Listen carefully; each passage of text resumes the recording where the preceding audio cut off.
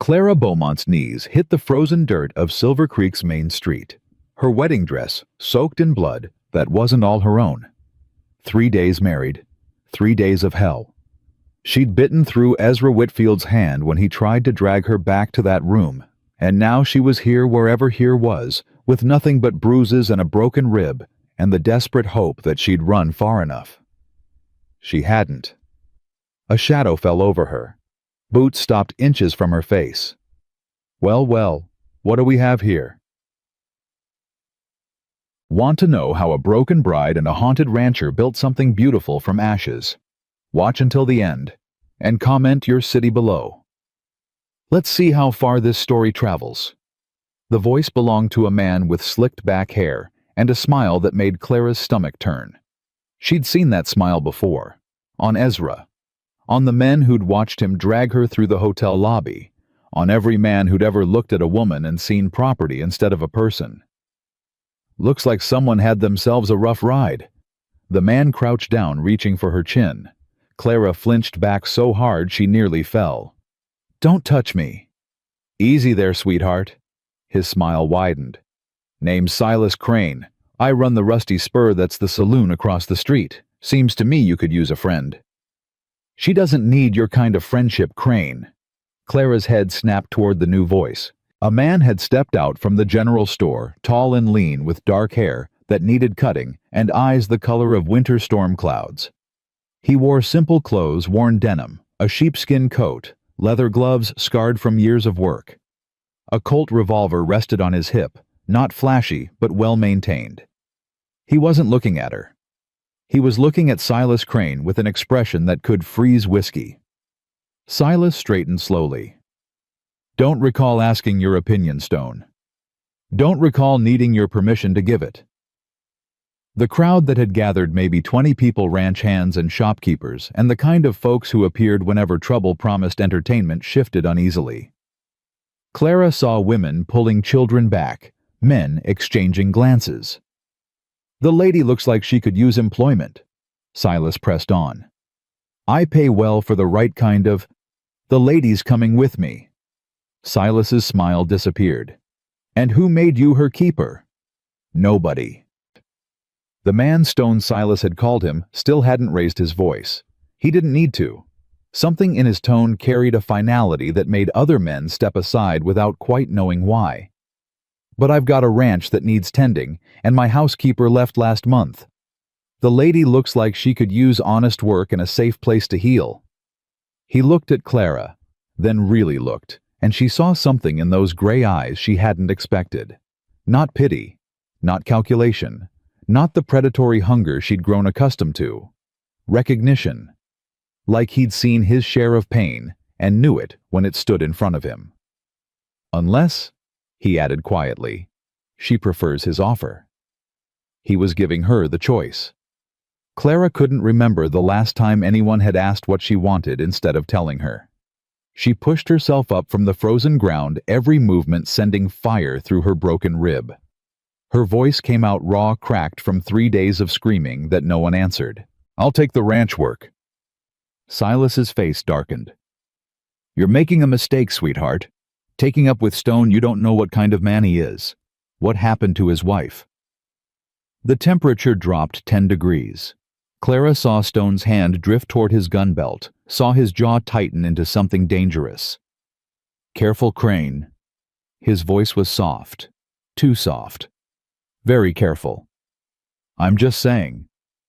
Silas raised his hands in mock surrender, that ugly smile returning. "A man whose wife hangs herself in his own barn makes you wonder what goes on behind closed doors." Clara's breath caught. She looked at Stone, at the sudden emptiness in his eyes, the way his shoulders hunched like he was absorbing a blow.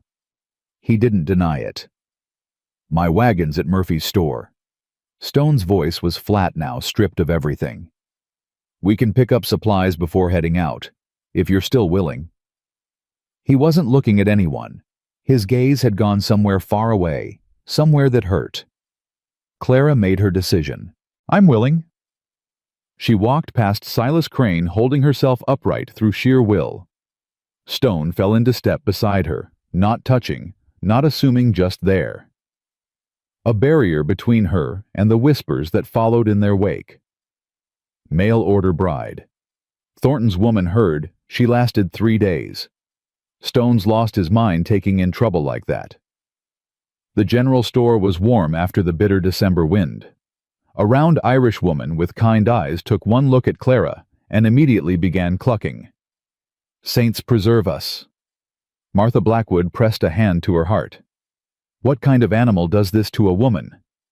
The kind that's not worth discussing. Stone set a list on the counter. Mrs. He paused, looking at Clara questioningly. Beaumont. The name felt strange on her tongue after 3 days of being Mrs. Whitfield. Clara Beaumont. Mrs. Beaumont's going to be working at my ranch. She'll need supplies. Put it on my account. Martha's eyebrows rose, but she recovered quickly. Of course. What does the lady need? Clothes first. Stone's voice softened slightly. That dress is done for. Clara looked down at her wedding gown.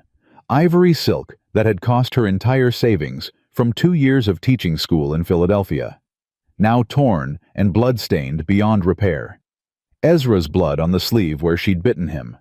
Her own blood on the bodice where he'd slammed her into the bedpost. I don't have any money, she whispered. I don't have anything. I said it's on my account. Mr. Stone. Elijah. He was already turning away, uncomfortable with gratitude. Just Elijah is fine. Martha, can you help her? Martha led Clara to a back room filled with fabric and ready-made clothes. The moment they were alone, the older woman's practical demeanor cracked. That bastard husband of yours, she said fiercely. Pardon my language, child, but there's no other word for a man who does this. How did you? Stagecoach driver told everyone within earshot.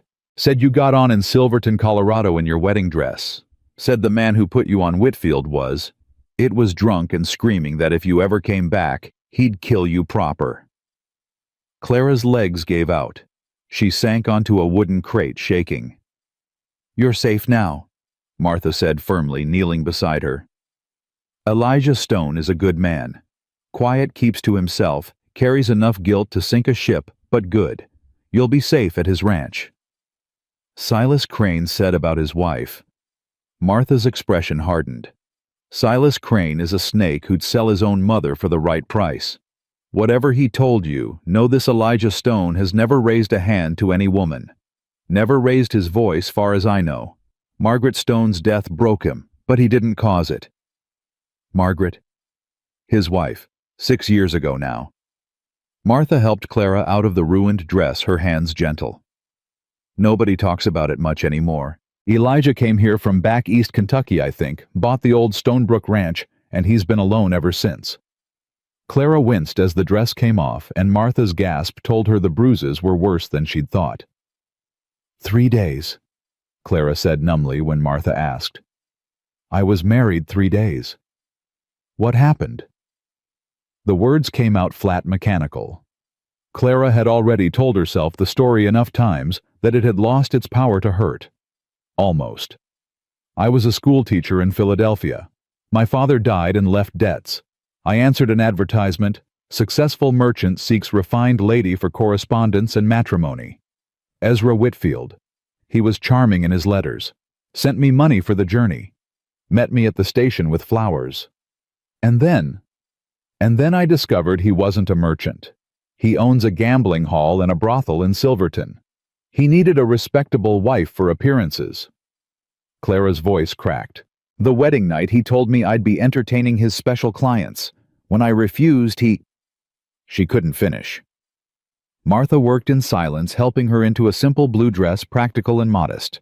She added undergarments, a nightgown, a wool coat that had been ordered by a customer who never picked it up. These'll do you fine, Martha said. And child, I know it feels like the end of everything. But sometimes the worst door closing leads to the best one opening. Clara thought about Elijah Stone's gray eyes, the recognition in them, the way he'd given her a choice when the rest of the world had decided she didn't deserve one. Maybe, she whispered. When they emerged, Elijah was loading supplies into a wagon. Flour, coffee, salt, pork, ammunition. Practical things for a practical life. He glanced at Clara in her new clothes and nodded once. Better. You ready to go? Elijah? Martha's voice carried a warning. Be careful with this one. That husband of hers, Whitfield, he's got money and spite. He might come looking. Let him come. The ride out of town took them past Silas Crane's saloon. He stood on the wooden walkway watching them with an expression that made Clara's skin crawl. He won't bother you, Elijah said quietly, not looking at her. Crane's scum, but he's not stupid. He knows better than to come onto my land. What about Ezra? Elijah's hands tightened on the reins. How far is Silverton from here? 3 days by stage, maybe 2 if someone's riding hard. Then we've got time. He finally glanced at her. When did you leave? Yesterday morning. No. Clara's brow furrowed. The days had blurred together. The morning before, I think, he threw me onto the stage around dawn. You've been traveling 2 days with those injuries? The driver Hayes. He was kind. Let me sleep when I could. Gave me water. Elijah was quiet for a long moment.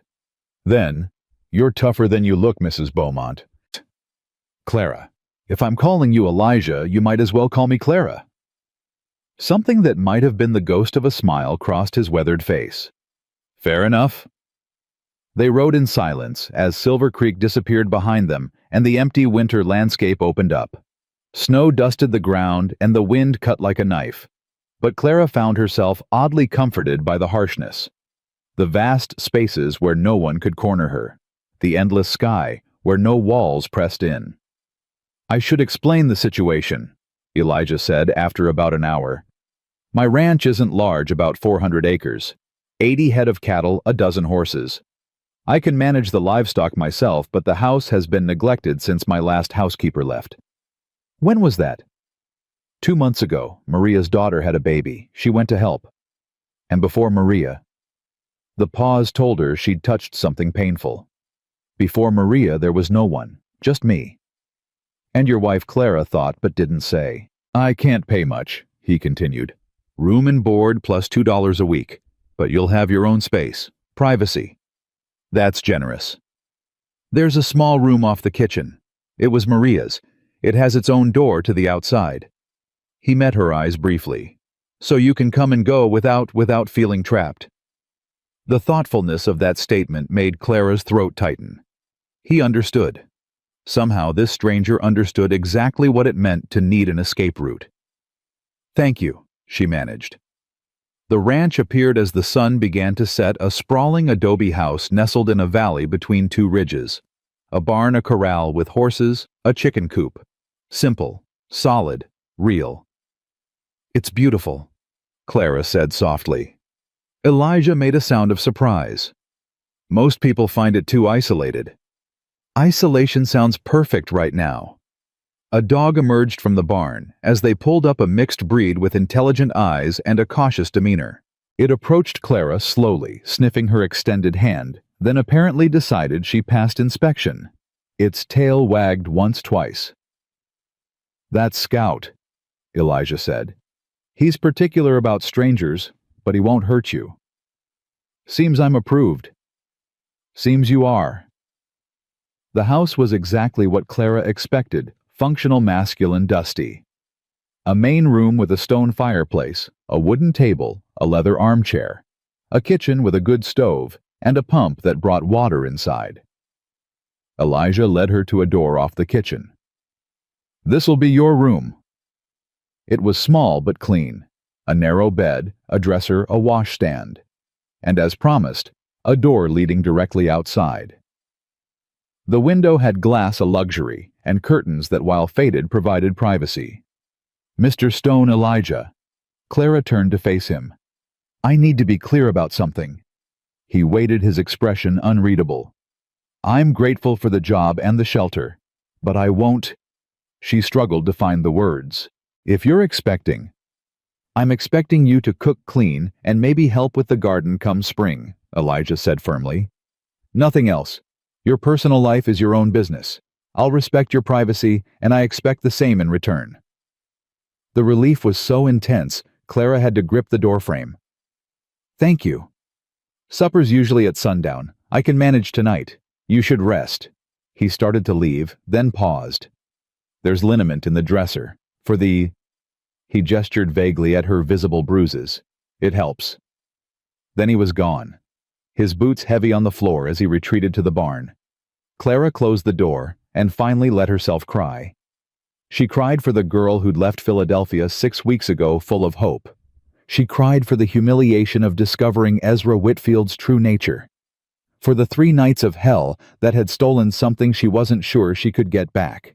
But mostly, she cried from relief. For the first time since her father died, she was alone in a room with a door she could lock. In a place where a man had promised to respect her privacy. Where she could perhaps maybe begin to figure out who she was when she wasn't being someone else's daughter, someone else's property, someone else's victim. A soft knock interrupted her tears. "Clara!" Elijah's voice came through the door. "I'm leaving a tray outside. Just some stew and bread. Nothing fancy." She heard his footsteps retreat. When she opened the door, she found a wooden tray with a bowl of thick beef stew, slices of bread, still warm from the oven, and a glass of water. Simple food, honest food. The kindness of it made her cry harder. She ate slowly, her jaw protesting every bite, but she forced herself to finish. She'd learned that you ate when you could, because you never knew when the next meal would come. Through her window she could see light from the barn where Elijah was still working. What kind of man took in a stranger like this? What kind of man offered safety without expecting payment in flesh? A man whose wife hanged herself in his barn. The thought should have frightened her. Instead, it made her curious. What had happened to Margaret Stone? What guilt did Elijah carry that made him recognize pain in others? Clara lay down in the narrow bed, pulling the worn quilt up to her chin. For the first time in weeks, she wasn't afraid of what might come through her door in the night. Tomorrow would bring new challenges. She'd have to prove herself useful, navigate this strange arrangement, figure out who Clara Beaumont was now that she wasn't the Philadelphia schoolteacher or Ezra Whitfield's victim. But tonight, she could rest. The last thing she saw before exhaustion claimed her was a small carved wooden cross on the wall above the dresser. Simple, unadorned. Someone had cared enough to put it there. "Thank you," she whispered to the darkness. She wasn't sure if she was thanking God Elijah Stone or simply the universe for this moment of grace. For the first time in longer than she could remember, Clara Beaumont fell asleep without fear. Morning came brutal and early. Clara woke to a rooster's crow and pain everywhere. Her ribs screamed when she breathed. Her face throbbed. Her body felt like it had been trampled by horses. But she was alive, and she had work to do. She dressed carefully in the blue dress Martha Blackwood had given her, pinned her hair as neatly as she could manage, and ventured into the kitchen. Elijah was already gone. Coffee sat on the stove still warm, and a note lay on the table in careful handwriting. "Working North Pasture. Back by noon. Rest if you need to. E." Clara looked around the kitchen, assessing. Dust coated every surface. Dishes sat unwashed. The floor hadn't seen a broom in what looked like weeks. But this was familiar territory. She'd kept house for her father after her mother died. She'd cleaned the boarding house in Philadelphia to earn money for her journey west. She knew how to make order from chaos. She started with the dishes. By the time Elijah returned at noon, she'd transformed the kitchen. The surfaces gleamed. The floor was swept and mopped. Fresh bread was rising under a cloth, and a pot of beans simmered on the stove. He stood in the doorway, hat in hand, staring. "You shouldn't have pushed yourself so hard." "I need to earn my keep." Clara straightened from where she'd been organizing the pantry. "That was the arrangement. The arrangement was for you to heal first." But his eyes swept the kitchen with something like wonder. "I'd forgotten it could look like this." "When did Maria leave?" 2 months ago. He sat down at the table looking tired. "I've been managing." Clara could see exactly how he'd been managing. Poorly. There's stew from last night heated up, and fresh bread should be ready soon. You made bread? It's rising. Should be done in an hour or so. Elijah shook his head slowly. You've been here one night, and you've already done more than I have in 2 months. I like being useful. Clara poured him coffee, then hesitated. Your face, the bruising. It looks worse today. She instinctively touched her cheek. It'll heal. Doc Harper could... No doctor. Clara's voice came out sharper than she intended. No doctor. Please. It'll only cause questions, maybe word getting back to... All right. Elijah held up a hand. All right. No doctor. They ate in silence, not uncomfortable, just quiet. Clara found herself studying him when he wasn't looking. The way he held his fork, the lines around his eyes, the careful way he moved like a man who'd learned to take up as little space as possible. Can I ask you something? She said finally. Elijah looked up. Go ahead. Why did you really help me yesterday? You don't know me. I could be trouble like Silas said. He was quiet for so long she thought he wouldn't answer. I knew someone once who needed help, he said finally. No one gave it. I've regretted that every day since. Your wife.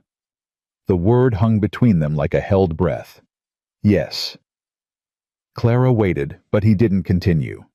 Instead, he stood taking his empty plate to the basin. I'll be working the south fence this afternoon. Scout will stay with you. He's good protection. He paused at the door. You're safe here, Clara. Whatever else you think of me, believe that. Then he was gone, and Clara was alone with the echo of his words and the weight of questions she wasn't sure she had the right to ask. She spent the afternoon continuing her assault on the house's neglect. In the main room, she found evidence of the home's history: a woman's handkerchief embroidered with MS, tucked behind a shelf, a dried flower pressed between books, a single earring fallen behind the dresser. Margaret Stone's ghost lingered in forgotten corners. In the evening, as Clara prepared supper, she heard Scout's frantic barking. She moved to the window, heart pounding, and saw a rider approaching from the direction of town. For one terrible moment, she thought it was Ezra. But no, the silhouette was wrong. Too slim, sitting the horse differently. Silas Crane. Clara grabbed the shotgun Elijah had shown her that morning. It's loaded. Point and shoot if you need to. I'll hear it from anywhere on the property. And stepped onto the porch. That's far enough, Mr. Crane. Silas stopped his horse at the gate, that snake's smile spreading across his face. Well, well. The little bird has claws. State your business and leave. My business is with you, sweetheart. He dismounted but didn't come closer, eyeing Scout's bared teeth. Thought I'd check on you. Make sure Stone's treating you right. Mr. Stone treats me fine. Does he?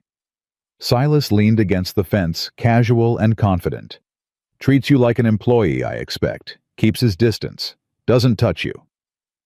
Clara's grip tightened on the shotgun. That's not your concern. See, here's the thing.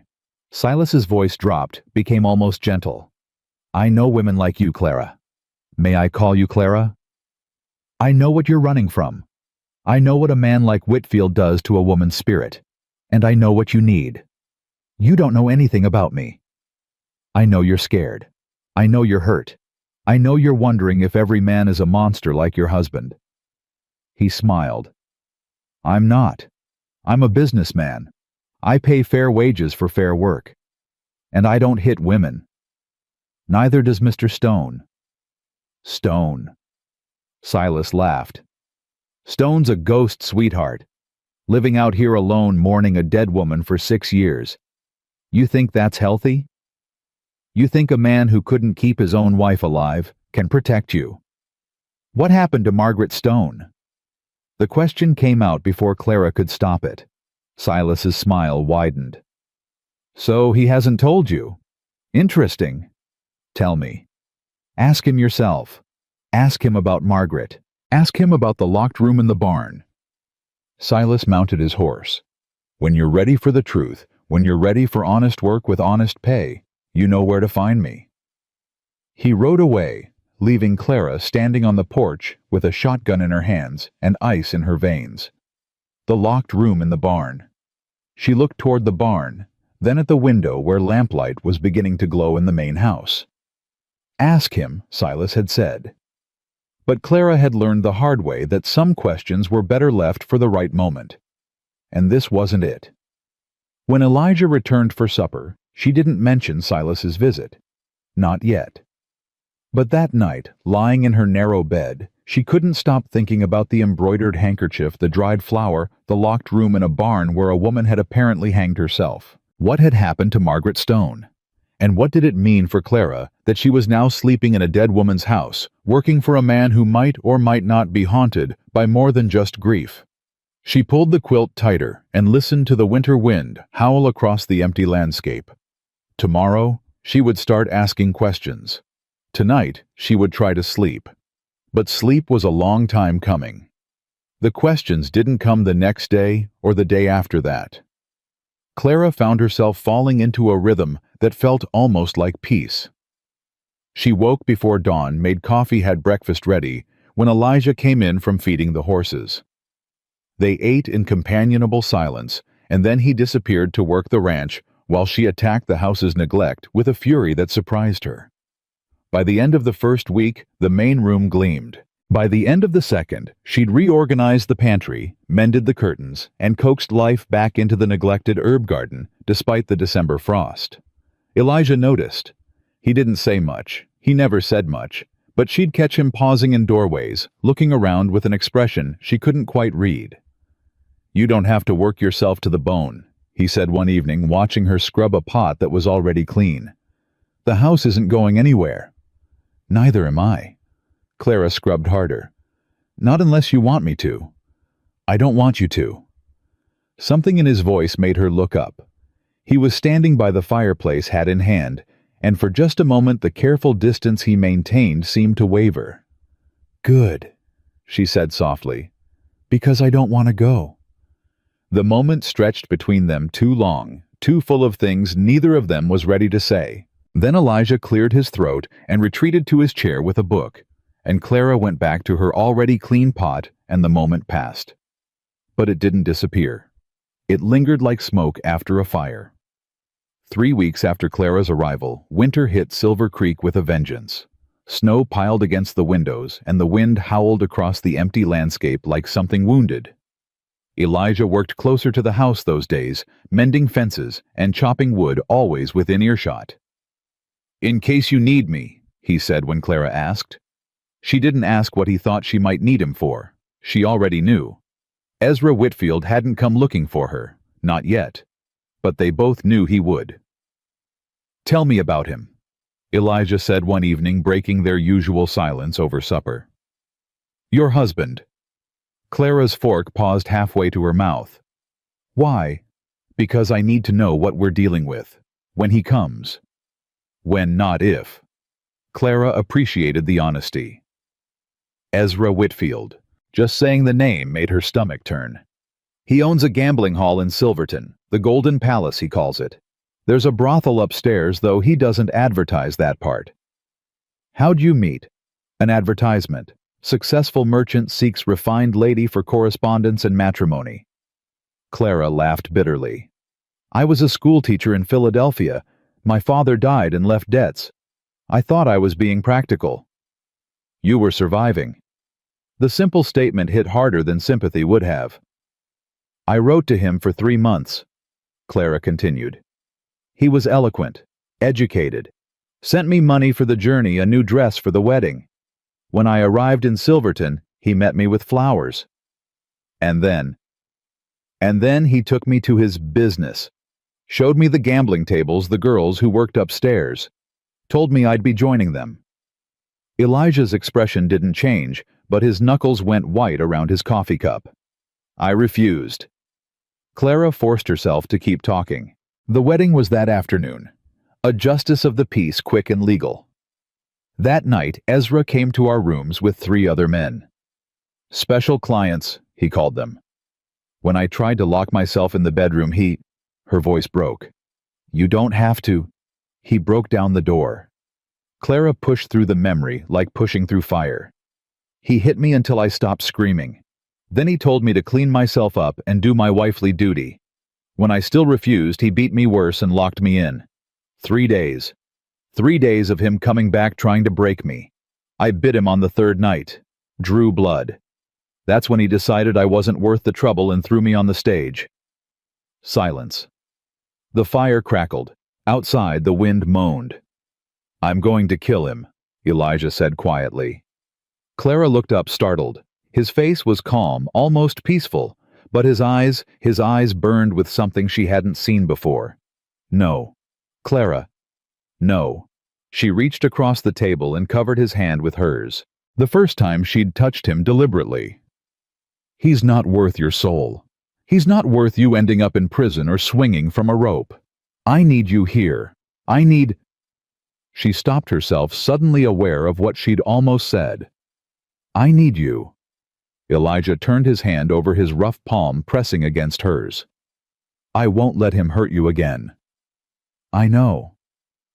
They sat there in the firelight, hands clasped across the supper dishes, and Clara felt something shift between them, some wall coming down brick by brick. Tell me about Margaret, she whispered. Elijah went very still. You don't have to, Clara added quickly. But Silas Crane said... What did Crane say? Clara hesitated. He came here, a few days after I arrived. He told me to ask you about her, about the locked room in the barn. Elijah pulled his hand back slowly, not angrily, carefully like handling something fragile. There's a room in the barn I keep locked, he said. Margaret's things are in there. Her clothes, her books, her paintings. I couldn't throw them away, but I couldn't look at them either. Silas said she... Clara couldn't finish the sentence. Hanged herself. Yes. Elijah's voice was flat empty. 6 years ago this spring. I found her when I came home from town. I'm so sorry. Don't be. He stood abruptly, moving to the fireplace, putting distance between them. She didn't kill herself because of me. Not exactly. Then why? The fire popped. Embers drifted up like tiny lost souls. We lived in Kentucky before we came here, Elijah said finally. I was a horse trainer. Margaret was a preacher's daughter, gentle, kind, too good for a man like me. We were happy. I thought we were happy. Clara waited. There was a man, Victor Holloway, Margaret's cousin by marriage, rich, powerful, used to getting whatever he wanted. He wanted Margaret. Clara's stomach dropped. She knew where this was going. He came to our house while I was away at a horse auction. 3 days I was gone. Elijah's voice cracked. 3 days. Just like you. Elijah. She told me when I got home what he'd done. I wanted to kill him, but she begged me not to. Said he was too powerful, no one would believe her. It would only make things worse. She was right. He laughed, a horrible sound. She was right about all of it. So I did nothing. I respected her wishes and did nothing. That's not... 6 months later, she found out she was pregnant. She didn't know if it was mine or his, and she couldn't... Elijah's shoulders shook. She couldn't bear the uncertainty, the possibility of carrying his child. So she went to the barn while I was sleeping, and she... He broke off, unable to continue. Clara moved then, crossing the space between them. She didn't touch him, wasn't sure if he wanted to be touched, but she stood close enough that he could feel her presence. It wasn't your fault. I could have killed him. Should have killed him. And then you'd be dead or in prison, and Margaret would still be gone, and you wouldn't be here. You wouldn't have been at the stage depot that day. I'd be working in Silas Crane's brothel right now, or dead, or... Stop. Elijah turned to face her, and she saw the tears he'd been hiding. Don't make me into a hero. I'm not a hero. I'm a coward who let his wife down. You're a man who spent 6 years punishing himself for something he couldn't have prevented. Clara lifted her hand, hesitated, then gently touched his cheek. Margaret made her choice. A terrible, tragic choice, but hers. You can't take that from her. Elijah closed his eyes. I should have done something. You did. You survived. You built a life. And when a broken woman fell off a stagecoach, you stepped forward when no one else would. Clara's voice softened. That's not nothing, Elijah. That's everything. He didn't move, didn't speak. But when Clara started to pull her hand away, he caught it and held it against his face. They stood like that for a long moment, breathing together. I'm not good at this, Elijah finally said. At people. At talking. Neither am I. Clara smiled tremulously. But we seem to be doing okay so far. Yeah. He opened his eyes, and something in them had changed. Some door cracking open. Yeah, we do. The moment broke when Scout started barking outside. Elijah's hand went to his gun immediately. Stay here. Elijah! Stay here! He was out the door before she could argue. Clara grabbed the shotgun from its place by the hearth and positioned herself by the window, heart pounding. Through the glass, she could see Elijah walking toward the gate where a rider had stopped. Not Silas Crane, the figure was too slight, sitting side saddle. A woman. Clara set down the shotgun and went to the door. The woman was dismounting now, and Clara could see she was middle-aged, well-dressed, with the bearing of someone accustomed to respect. Elijah Stone. The woman's voice carried across the cold air. I wondered when I'd see smoke from this chimney again. Ruth. Elijah's posture relaxed slightly. What brings you out in this weather? Curiosity, mostly. The woman Ruth turned toward Clara, and her eyes widened slightly. So the rumors are true. You have taken in the Whitfield bride? Clara stiffened. I'm not the Whitfield bride. No, I can see that. Ruth walked toward her, studying her with unsettling intensity. I'm Ruth Harper. My husband's the doctor in town. You must be Clara. News travels fast. In Silver Creek, news is about the only thing that does travel. Ruth stopped a few feet away, her expression softening. How are you healing? And I don't just mean the bruises. Clara didn't know how to answer that. Come inside, Elijah said. It's freezing out here. Over coffee, Clara learned that Ruth Harper was not a woman who believed in small talk. I knew Margaret, Ruth said bluntly. She was my closest friend. I was there the day she died. Clara looked at Elijah, who had gone very still. I don't mean I was at the ranch, Ruth clarified. I mean I had tea with her that morning. She seemed lighter than she had in months, almost peaceful. I thought she was finally healing. Ruth's voice caught. I should have recognized the signs. I've read enough about it since to know that sometimes when someone has made the decision, they feel relieved. The struggle is over. You couldn't have known, Elijah said quietly. Maybe, maybe not. Ruth reached into her bag and pulled out a leather journal, worn and water-stained. She asked me to keep this for her. Said she wasn't ready to throw it away, but she couldn't bear to look at it anymore. I've had it for 6 years, waiting for the right time to return it. She held it out to Elijah. He didn't take it. I can't. His voice was hoarse. I can't read it. I know. Ruth turned to Clara. That's why I'm giving it to you. Clara stared at the journal like it might bite her. Me, I didn't even know her. No, but you know what she went through. Ruth pressed the journal into Clara's hands. Maybe better than anyone else can. Read it. Let her words be heard. And then maybe both of you can finally let her rest. After Ruth left, Clara sat with the journal in her lap, afraid to open it.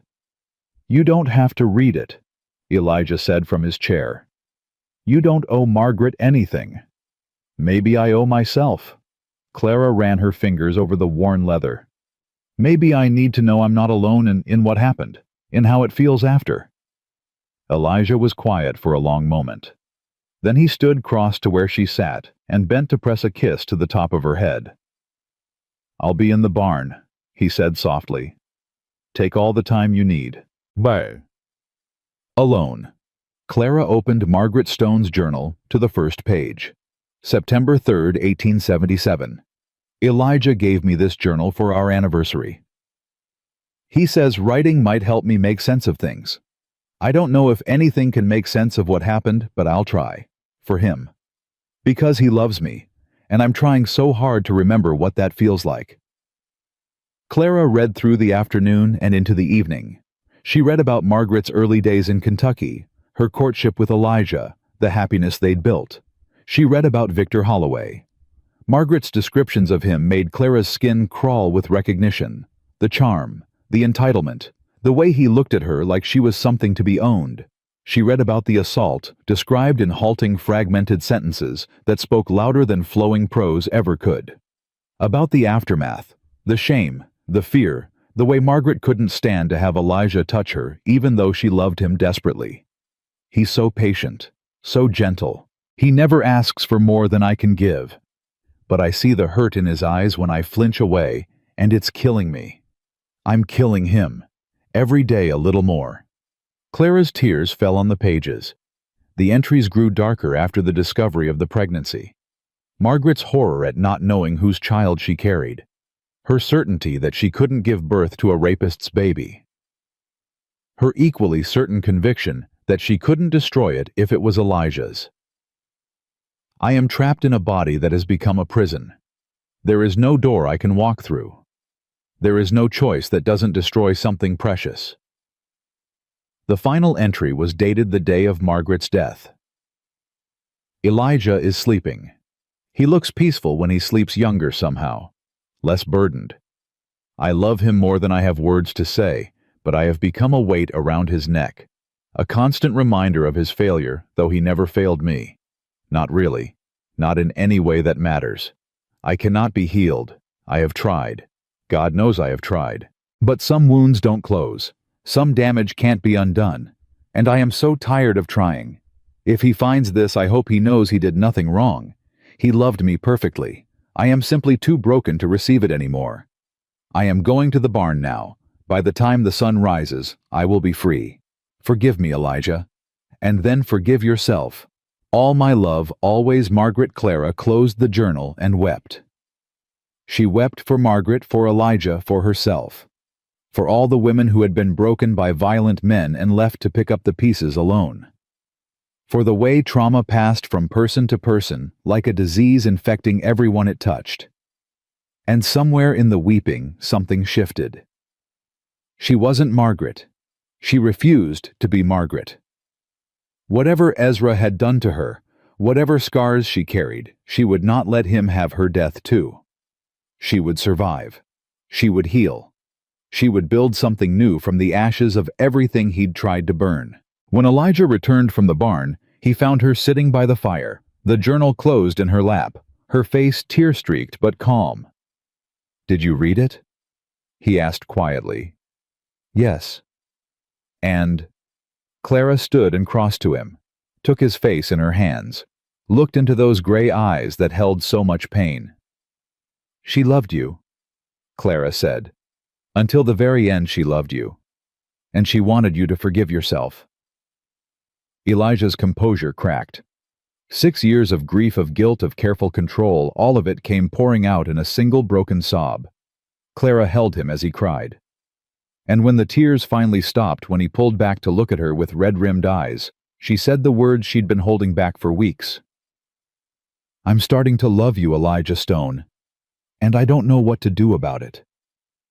He stared at her like she'd spoken in a foreign language. "You can't," he said hoarsely. I'll only hurt you. I hurt everyone. You haven't hurt me yet." Clara touched his cheek. "You've only ever helped me, protected me, given me space to heal." She smiled tremulously. "I know you're scared. I'm scared too. But I'd rather be scared with you than safe without you." Elijah closed his eyes. "Clara, you don't have to say it back. You don't have to feel the same way. I needed you to know. In case..." He kissed her. It wasn't gentle. It wasn't careful. It was 6 years of loneliness, and 3 weeks of growing need, and Clara answered it with her own desperation, her own hunger for connection, after so much isolation.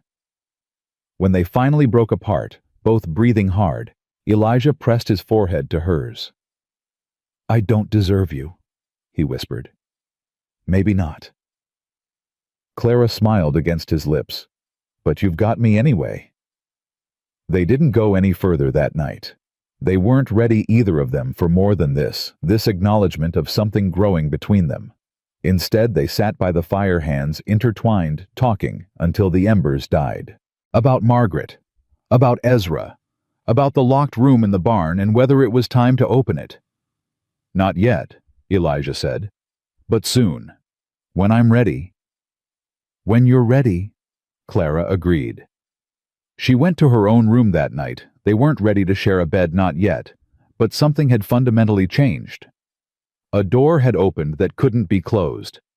And for the first time in longer than she could remember, Clara fell asleep with hope in her heart. The hope didn't last. 3 days later, Scout's barking woke them at dawn. Clara stumbled to her window and felt her blood turn to ice. 3 riders at the gate. City clothes, horses too fine for ranch work. And at the front, a man she'd prayed never to see again. Ezra Whitfield had found her. "Clara!" Elijah was already up, already dressed, already reaching for his rifle. "Get back from the window. Stay inside. Don't come out no matter what you hear." Elijah. "Promise me." She looked at his face, the man she was falling in love with, about to walk out to face her monster, and nodded. "I promise." He kissed her hard and fast. "Remember, whatever happens, it's not your fault. None of it was ever your fault." Then he was gone, and Clara was alone with her terror and the memory of Ezra's hands around her throat. Through the window, she watched Elijah walk toward the gate, rifle held ready. Watched Ezra dismount, that charming smile spreading across his handsome face. "Mr. Stone," Ezra's voice carried on the cold morning air. "I believe you have something that belongs to me." Elijah's response was too quiet to hear. Ezra laughed. "A wife, Mr. Stone, my wife. Clara Whitfield. Legal and binding till death do us part." His smile widened. "And I've come to collect her." Clara pressed her hand to her mouth to keep from screaming. Whatever happened next would change everything, and she was powerless to stop it. Elijah didn't lower his rifle. "She's not your property, Whitfield." "Actually, she is." Ezra pulled a folded paper from his coat, waving it lazily. "Marriage certificate. Signed, witnessed, legal in every territory from here to Boston. Clara Whitfield is my wife, and I want her back." "She doesn't want to go back. What she wants is irrelevant." Ezra's charm dropped like a mask. "She made vows. Till death do us part. I intend to hold her to them." Clara watched through the window, her nails digging into her palms so hard they drew blood. The 2 men with Ezra had spread out flanking positions. Professional. They'd done this before. "You beat her," Elijah said flatly. "You broke her ribs. You tried to sell her to your clients." "Discipline." Ezra shrugged. "A husband's right. She was disobedient. She was defending herself. She was my wife." Ezra's voice turned cold. "She still is. Now we can do this the easy way. You hand her over, I leave, everyone goes home alive. Or we can do it the hard way, and I burn this pathetic ranch to the ground with both of you in it." Elijah's finger moved to the trigger. "Try it." "You're one man with a rifle. I've got 3 guns pointed at you right now." Ezra smiled. "Bad odds, Mr. Stone." "Maybe, but I'll make sure to kill you first." Something flickered in Ezra's eyes. Fear, maybe, or respect. Clara couldn't tell. "You'd die for a woman you barely know. I'd die for what's right." The standoff stretched. Clara could barely breathe. One wrong move, one nervous twitch, and Elijah would be dead. She couldn't let that happen. Before she could stop herself, Clara grabbed the shotgun and walked out onto the porch. "Clara, no!" Elijah's voice cracked with fear. "Hello, husband." Clara's voice came out steadier than she felt. "Miss me?" Ezra's smile widened. "There she is. My beautiful, stubborn bride. Come here, Clara. Let's go home." "I am home." "Don't be dramatic. You've had your little adventure, made your point. I forgive you." He held out his hand. "Come now. We have business to attend to." Clara raised the shotgun. "I'm not going anywhere with you. You're my wife. I'm your victim. There's a difference." Ezra's charm vanished completely. What replaced it was something Clara recognized: the cold rage that preceded violence. "You'll come with me willingly, or I'll drag you back by your hair. Either way, you're coming." "Touch her," Elijah said quietly, "and I'll scatter your brains across this yard. You'll be dead before you pull the trigger." "Maybe, but she won't. She'll put both barrels in your chest before your men can blink." Elijah's voice carried absolute conviction. "That's a woman who bit through your hand to escape you, Whitfield. You really think she won't shoot?" Ezra looked at Clara, really looked at her, and for the first time she saw uncertainty in his eyes. The Clara he'd married had been desperate, naive, easy to control. The Clara pointing a shotgun at him was something else entirely. "This isn't over," Ezra said finally. "Yes, it is. The law is on my side. She's my wife." "Then get a court order." Elijah's voice was ice. "Until you have legal documentation demanding her return, she stays here. And if you set foot on my property again without it, I'll shoot you for trespassing. Wyoming territory law. Look it up." Ezra's jaw tightened. He mounted his horse, his men following. "I'll be back," he said to Clara. "With the law, with proof, with everything I need to drag you home in chains if necessary." He smiled that terrible smile. "You're mine, Clara. You'll always be mine." They rode away. Clara's legs gave out. She collapsed onto the porch, the shotgun clattering from her shaking hands. Elijah was beside her in an instant, gathering her against him. "You shouldn't have come out," he said into her hair. "You could have been killed. So could you. I'm not worth dying for." Clara pulled back to look at him. "Yes, you are. You are Elijah. Don't you understand that yet?" He didn't answer, just held her tighter. They stayed on the porch until the riders were long gone, two people clinging to each other against a storm that was just beginning to gather. That afternoon, Elijah rode to town. Clara begged him not to go, but he was adamant. "I need to know what we're dealing with. Need to talk to people, find out what legal options we have."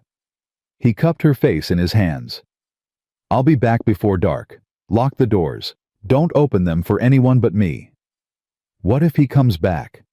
He won't, not today. He's going to find a lawyer, try to get official backing for his claim. Elijah kissed her forehead. "We have time. Not much, but some." After he left, Clara paced the house like a caged animal. She couldn't sit, couldn't focus, couldn't stop seeing Ezra's face when he'd looked at her with that cold fury. "You're mine, Clara. You'll always be mine." She'd escaped him once. Could she do it again? A knock at the door made her jump out of her skin. "Clara? It's Ruth Harper." Clara sagged with relief and opened the door. Ruth swept in her face tight with concern. "I saw Elijah in town. He told me what happened." Ruth took Clara's hands. "Are you all right?" "I don't know." Clara's voice shook. "He found me. I knew he would, but I hoped. Sit down before you fall down." Ruth guided her to a chair. "Tell me everything." Clara told her.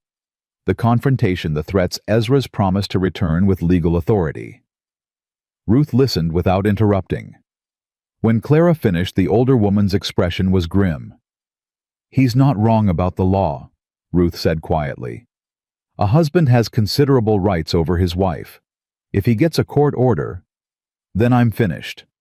"Not necessarily." Ruth leaned forward. There are ways. Annulment if you can prove fraud or non-consummation. Divorce if you can prove cruelty, though, that's harder to get and takes time. I don't have time. No. Ruth was quiet for a moment. There's another option.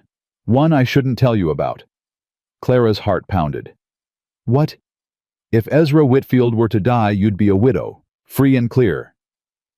The words hung in the air like smoke. I can't. Clara swallowed. I couldn't kill anyone.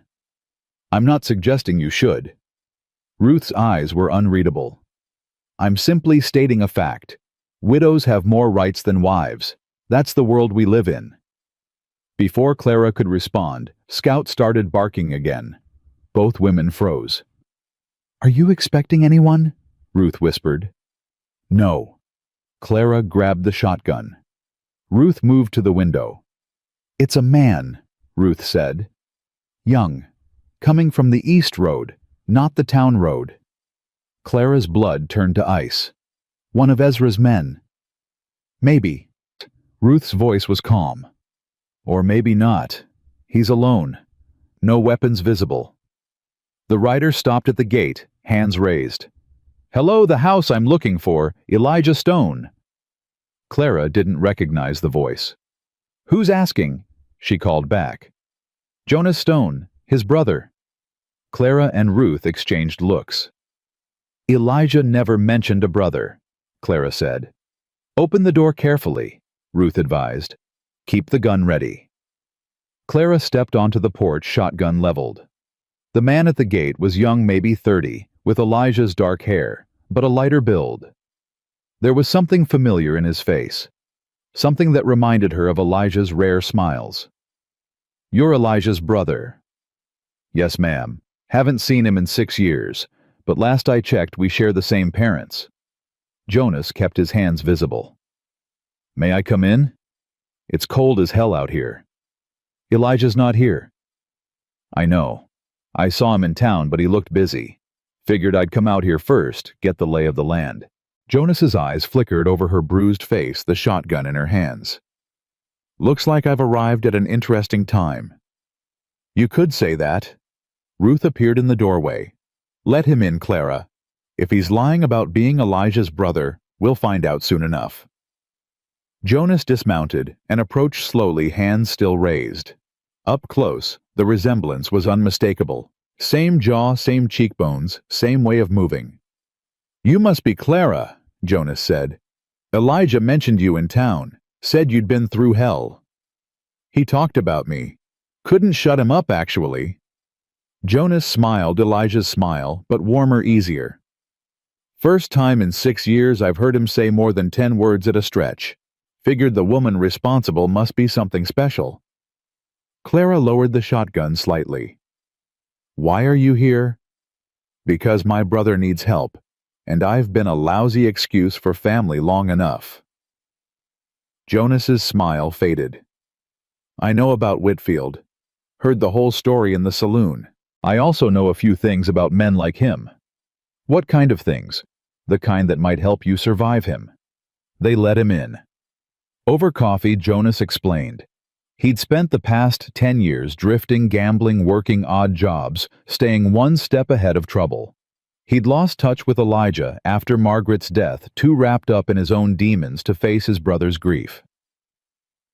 I heard what happened to Margaret, Jonas said quietly. Heard what that bastard Holloway did to her. By the time I worked up the courage to come see Elijah, he'd already left Kentucky. And you never tried to find him. Tried and failed. He didn't want to be found. Jonas stared into his coffee. I figured he blamed me. I was supposed to check on them while he was at the auction. I got drunk instead, spent 3 days in a card game while my sister-in-law... He broke off. Clara felt something twist in her chest. Another person carrying guilt that wasn't theirs to carry. It wasn't your fault, she said softly. Doesn't feel that way. No, it never does. The door opened. Elijah stood in the doorway, his face unreadable. Jonas. Elijah. The brothers stared at each other across 6 years of silence. What are you doing here? Elijah's voice was flat. Trying to make amends. Jonas stood slowly. I know I'm late. I know I should have been there for you, for Margaret. I'm not asking for forgiveness. I don't deserve it, but I want to help. Whatever's happening with Whitfield, let me help. Elijah didn't move. You disappeared. For 6 years. I know. You were supposed to be there, that weekend. You promised you'd check on her. I know. If you'd been there, maybe nothing would have been different, Clara interrupted. Both men looked at her. Maybe Jonas being there wouldn't have stopped Holloway. Maybe Margaret would have still... She stopped, swallowed. Or maybe Jonas would have gotten himself killed trying to protect her. Either way, you can't change it. None of you can. Elijah's jaw tightened. Stay out of this. No. Clara stood meeting his eyes. You told me I wasn't responsible for what Ezra did. You told me I couldn't have stopped it. How is this different? It's different because it's your family. Your guilt. Clara shook her head. Guilt isn't logical, Elijah. It doesn't follow rules. But you can choose what to do with it. You can push away the only family you have left. Or you can let him help fight the man who's trying to destroy what we're building. Silence.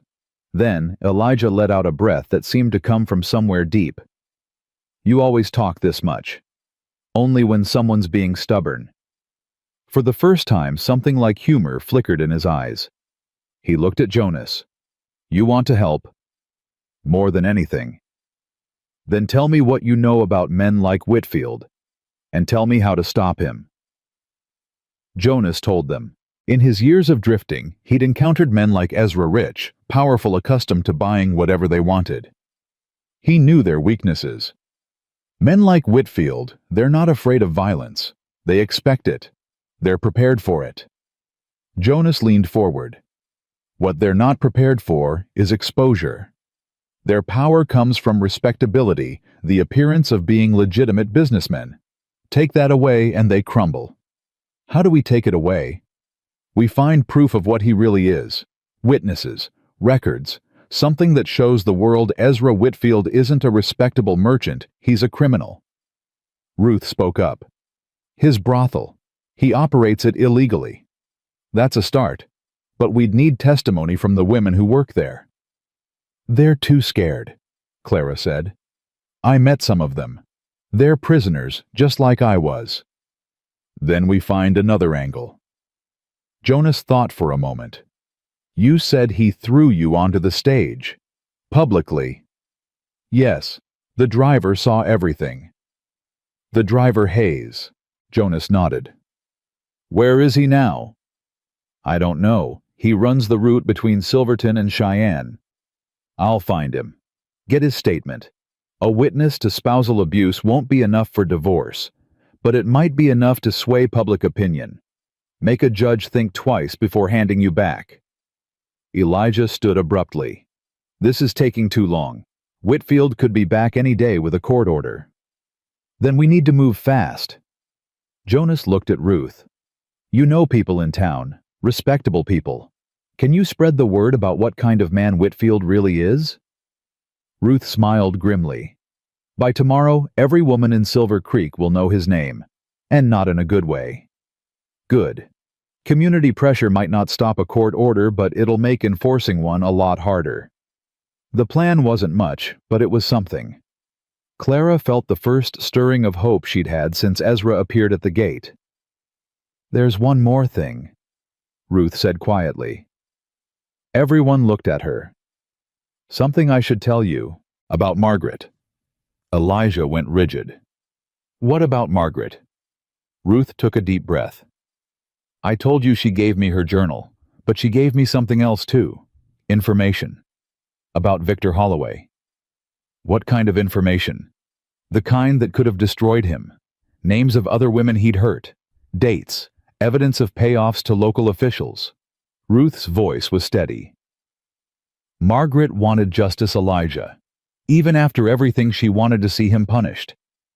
She couldn't pursue it herself, she was too broken. But she gathered evidence in case someone else could. Why are you telling me this now? Because Victor Holloway is dead. Ruth met his eyes.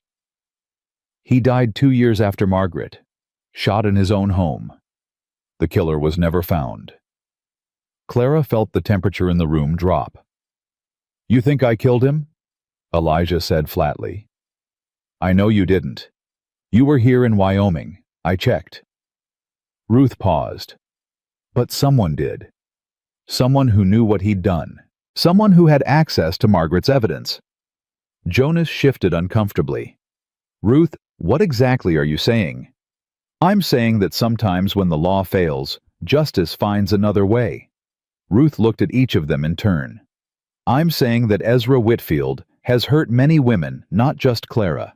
And men like him tend to make enemies. You killed Holloway, Clara whispered. Ruth didn't deny it. My sister was one of his victims, years before Margaret. She killed herself when she was 19. Ruth's voice was calm, almost peaceful. I waited a long time for justice. When it became clear the law would never provide it, I provided it myself. The confession hung in the air like thunder. Elijah looked at Ruth like he'd never seen her before. Does your husband know? Samuel knows enough. He doesn't ask questions. Why are you telling us this? Because you need to understand something. Ruth leaned forward. I am not suggesting anyone should kill Ezra Whitfield.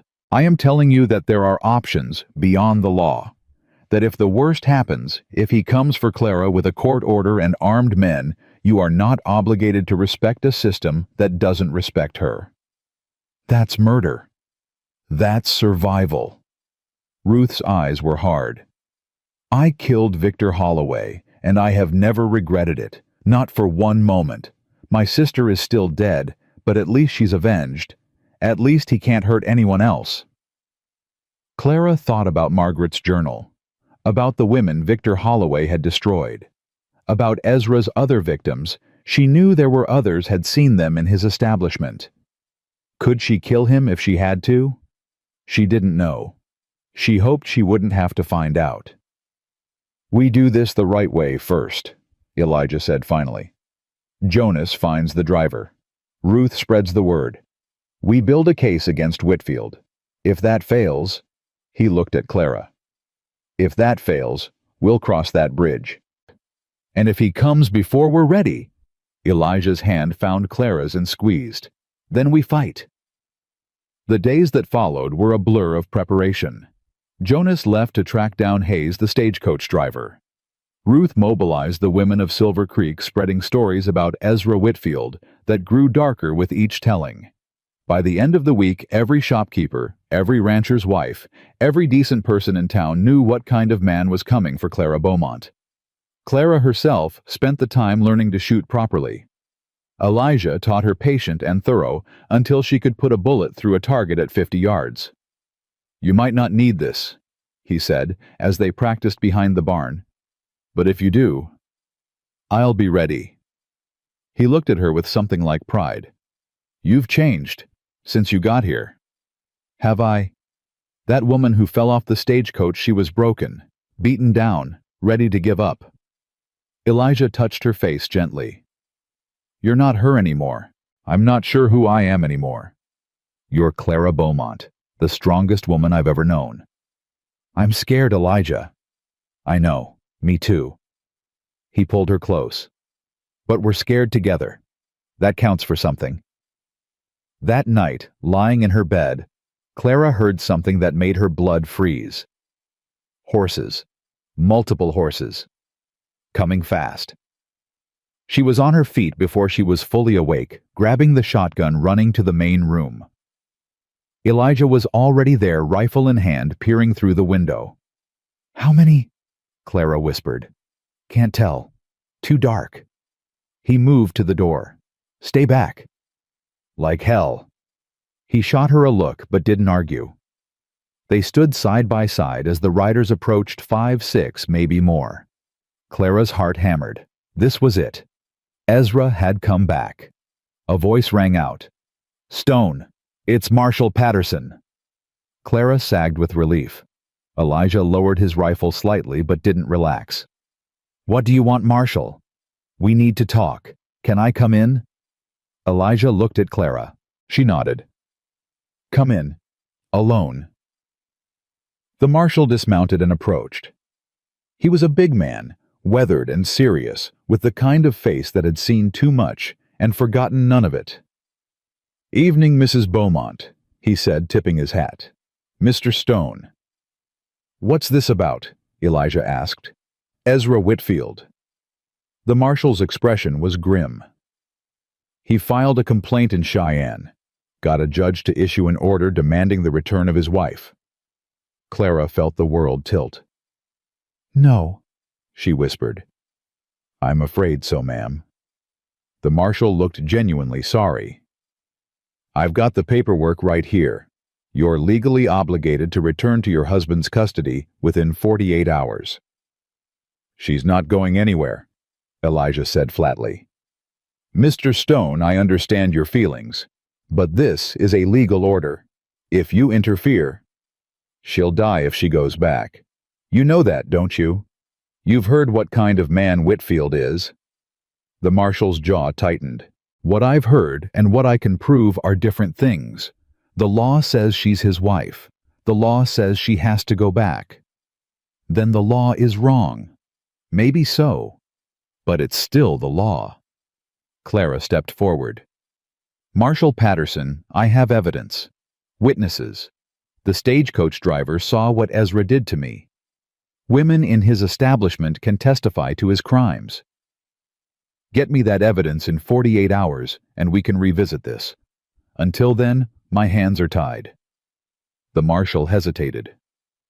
"I'll be back Thursday at noon. If you're not prepared to comply, I'll have to arrest Mr. Stone for harboring a fugitive. I'm sorry. I truly am." He left. Clara and Elijah stood in the silence he left behind. 48 hours, Clara said numbly. "We have 48 hours." Elijah pulled her into his arms. "Then we'd better make them count." Jonas rode through the night.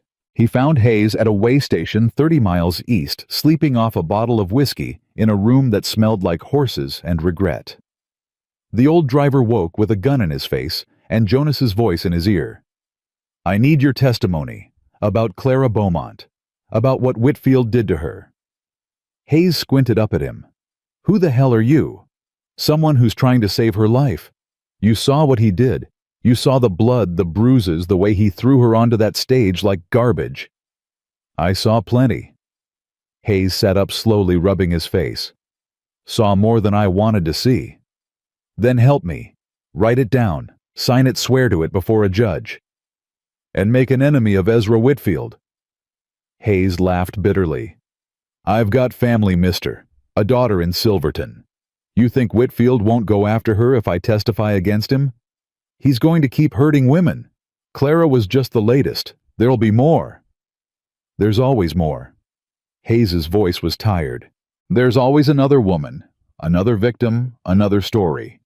And nothing ever changes." Jonas grabbed him by the collar. "It changes if men like you stop being cowards. It changes if someone finally stands up and says enough." Hayes stared at him for a long moment. Then slowly he nodded.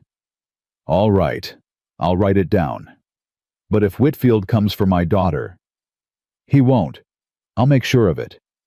"How?" Jonas smiled grimly. "Let's just say I have experience dealing with men who threaten families." By dawn, Jonas had the signed statement in his pocket and was riding hard back toward Silver Creek. He had 36 hours to save Clara's life. Back at the ranch, Clara couldn't sleep. She sat by the window watching the darkness, counting the hours. 48 hours had seemed like nothing when the Marshal announced it. Now, with each passing minute, it felt like a lifetime and an instant simultaneously. Elijah found her there at first light. "You should rest," he said quietly. "I can't." Clara turned to look at him. "Every time I close my eyes, I see his face. I feel his hands. I remember what it was like to be helpless." Elijah sat down beside her. "You're not helpless anymore." Aren't I? The law says I belong to him. The marshal's coming to drag me back. Everything we've done, everyone we've talked to. What if it's not enough? Then we run. Clara blinked. What? If the marshal comes and we don't have enough evidence, we run. Mexico, California, Canada, wherever we have to go. Elijah took her hands. I'm not letting him have you, Clara. Not ever. Whatever it takes. You'd give up everything. Your ranch, your home, everything you've built. None of it means anything without you. Clara felt tears burning her eyes. Elijah, I love you. The words came out rough, like they'd been dragged from somewhere deep. I've been trying not to say it. Trying to give you space, give you time. But if these might be our last hours together, I need you to know, I love you, Clara Beaumont. More than I thought I could love anyone again. Clara kissed him. It wasn't like their first kiss, desperate and hungry. This was something else. Something quieter. A promise. I love you too, she whispered against his lips. Whatever happens, remember that. I love you. They held each other as the sun rose, two people facing an uncertain future with nothing but each other. Ruth arrived at mid-morning with news. The women of Silver Creek are ready, she said, her face fierce. If the marshal tries to take Clara, he'll have to go through us first. Ruth, I can't ask you to. You're not asking, we're offering. Ruth gripped Clara's shoulders. You're one of us now. We protect our own. It won't stop a court order. No, but it might slow things down enough for Jonas to get back with that testimony. Ruth's expression softened. Have faith, Clara. Sometimes miracles happen. Clara wished she could believe that. The hours crawled by. Jonas still wasn't back. Clara paced the house, checked the windows, cleaned things that were already clean. Elijah worked on the ranch, but she could see him watching the road constantly. At sunset, a rider appeared. Clara's heart stopped. But it wasn't Jonas. It wasn't the marshal. It was Silas Crane. Elijah met him at the gate, rifle ready. What do you want, Crane? Easy, Stone. I come bearing information. Silas held up his hands. Information you're going to want to hear. Talk. Whitfield's not waiting for the marshal. He's got men hired guns from Denver. They're riding here tonight, planning to take Clara by force and deal with the legal consequences later. Clara felt the blood drain from her face. Why are you telling us this? Elijah demanded. Silas's smile was thin. Because I don't like outsiders coming into my town and causing trouble. Whitfield's bad for business, my business. The sooner he's gone, the better. You expect me to believe you're being helpful out of the goodness of your heart. I expect you to believe I'm being helpful because I'm a pragmatic man. Silas shrugged. Also, I've got a proposition. You deal with Whitfield, and I'll make sure no one asks too many questions about how he died. I'm not murdering anyone. Then you'd better figure out another way to stop him, because those men are coming, Stone, tonight, and they're not going to be polite about it. Silas rode away, leaving them with the knowledge that everything had just gotten worse. We need to leave, Clara said immediately. Now before they get here. If we run, we're fugitives. The law will hunt us forever. If we stay, we're dead. Not necessarily. Elijah's jaw was set. How many men does Whitfield have? Silas said hired guns. Could be 4, could be 10. And we have me, you, and Ruth's rifle. Elijah shook his head. Those aren't good odds. Then what do we do? Before Elijah could answer, another rider appeared on the road. This one was moving fast, pushing his horse hard, Jonas. He practically fell off his horse, waving papers. I got at Hayes's testimony signed and witnessed, and more, I found 2 women who escaped from Whitfield's brothel. They're willing to testify about everything. The kidnapping, the forced prostitution, the beatings. Jonas Whitfield's men are coming. Tonight. Jonas's face went pale. How many? We don't know. Enough. Then we need to get Clara out of here. Hide her until the marshal arrives with these testimonies. Where every road out of here could have Whitfield's men on it. Ruth spoke up from the doorway. I know a place, an old mine shaft about 5 miles north. Samuel and I used to use it for, well, never mind what we used it for. It's hidden defensible, and Whitfield's men won't know it exists. I'm not hiding, Clara said firmly. I'm done hiding. Clara. No. She turned to face all of them. I spent 3 days hiding in that room in Silverton praying someone would save me. No one did. I saved myself, and I'm not going back to being a woman who waits for others to decide her fate. This isn't about fate. It's about survival. Then I'll survive here, with you, fighting. Elijah stared at her for a long moment. Then slowly he nodded. All right, we fight. They spent the next 2 hours preparing. Ruth rode to town to gather reinforcements. Women mostly, but some men who'd heard the stories about Whitfield and wanted to help. Jonas positioned himself on the ridge above the ranch, with a rifle watching the approaches. Clara and Elijah fortified the house as best they could, moving furniture to block windows, positioning weapons at strategic points. If this goes wrong, Elijah started, it won't. But if it does, I need you to know that these past weeks with you have been the happiest of my life since Margaret died. Clara took his face in her hands. You're not going to die tonight, Elijah Stone. I forbid it. Yes, ma'am. They almost smiled. Then Jonas's signal came 3 shots in quick succession. They were here. Clara moved to her position by the kitchen window. Through the darkness, she could see torches approaching. Many torches. More than they'd expected. Elijah, she whispered. There must be a dozen of them. I see them. His voice was grim. Stay down. Don't shoot until I do. The riders stopped at the gate. A voice rang out. Not Ezra's, but someone with authority. Stone. We know you're in there. Send out the woman, and no one gets hurt. Elijah's answer was silence. Last chance, Stone. We've got orders to burn this place to the ground if we have to. More silence. Then from somewhere behind the riders came a sound that made Clara's heart soar. More horses. Many more horses. Ruth had come through. The townspeople of Silver Creek rode out of the darkness like an army. Farmers with pitchforks. Women with rifles. The blacksmith with a hammer the size of a man's head. Doc Harper with his medical bag and a shotgun. Evening, gentlemen. Ruth's voice carried across the night air. I don't believe you were invited. The lead rider turned clearly startled. This isn't your concern, ma'am. It became our concern when you threatened one of our own.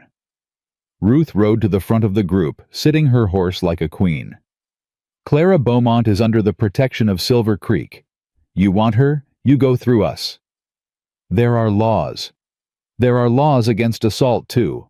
Laws against kidnapping and forced prostitution. Laws against beating a woman bloody and throwing her onto a stagecoach. Ruth's voice turned to ice.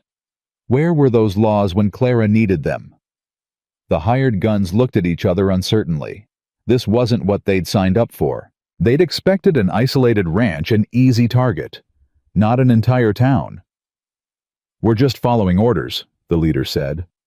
Then tell your employer his orders are declined. Elijah stepped onto the porch, rifle raised.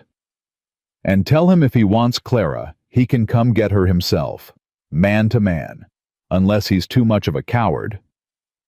Whitfield doesn't do his own dirty work. Then Whitfield can go to hell. The standoff stretched. Clara held her breath finger on the trigger, waiting for the shooting to start. Instead, the lead rider made a decision.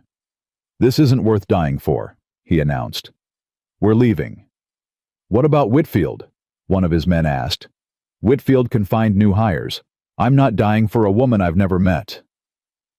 They turned and rode away, disappearing into the night. For a moment, no one moved.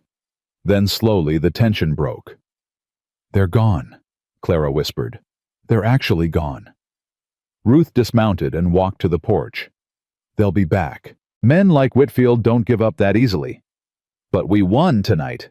That counts for something. It counts for everything. Ruth embraced Clara tightly. You stood your ground, child. You fought. Margaret would be proud. Clara didn't know what to say to that, but she knew what it felt like to be part of something larger than herself, a community that had claimed her as one of their own. The townspeople stayed through the night, keeping watch. By morning, news arrived that changed everything. Marshal Patterson rode up at dawn, his face troubled but determined. New development, he said without preamble. Got a telegram from Cheyenne. Jonas Stone's testimony, combined with statements from 2 former employees of Whitfield's establishment, has convinced the judge to reconsider. Clara's heart stopped. Reconsider. The court order's been suspended pending investigation. You don't have to go anywhere until the investigation's complete. How long will that take? Weeks, maybe months. The marshal almost smiled. Long enough, I reckon. Clara sagged against Elijah. It's over. It's a start. Marshal Patterson's expression turned serious. But ma'am, you should know Whitfield isn't going to take this lying down. He's got money connections pride. He'll come after you another way. Let him try, Elijah said quietly. We'll be ready. The marshal nodded and rode away. Clara stood in the yard, surrounded by people who had risked everything to protect her, and felt something she hadn't felt in longer than she could remember. Hope, but hope, as she was about to learn, could be dangerous. 3 days after the confrontation, Ezra Whitfield came to Silver Creek himself. He rode in alone, no hired guns, no lawyers. Just a well-dressed man on a fine horse, looking for all the world like the respectable merchant he claimed to be. Clara was in town with Ruth when she saw him. Her blood turned to ice. Ezra spotted her at the same moment. His smile was the same charming, terrible smile she remembered from their wedding day. Clara, my beautiful wife. I'm not your wife. Her voice shook. Not anymore. The law says otherwise. The law's being reconsidered. Laws can be bought. Ezra stepped closer. Come home, Clara. I forgive you for running. I forgive you for turning my own men against me. We can start fresh. You beat me. You tried to sell me. I disciplined you. There's a difference. His smile never wavered. You were disobedient, hysterical. A good husband corrects these flaws. Ruth stepped forward, putting herself between Clara and Ezra.